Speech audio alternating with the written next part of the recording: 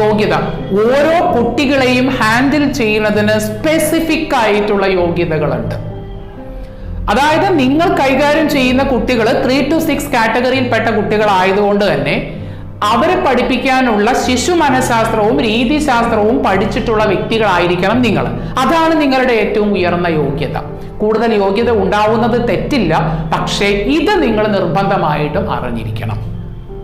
ഒരു കുട്ടിയാണ്, മുതിർന്ന ആളല്ല. ആ കുട്ടിയെ എങ്ങനെ അവരുടെ പ്രശ്നങ്ങളെ സോൾവ് ചെയ്യാം, അവൻ എങ്ങനെ പഠനത്തിലേക്ക് വളരെ രസകരമായിട്ട് കൂട്ടിക്കൊണ്ടുവരാം എന്നുള്ള കാര്യങ്ങൾ അറിയണമെങ്കിൽ അതിന് തക്കവണ്ണമുള്ള യോഗ്യതകൾ, അതിന് തക്കവണ്ണമുള്ള ശിശു മനഃശാസ്ത്ര പഠനങ്ങൾ നിങ്ങൾ നടത്തിയിരിക്കണം.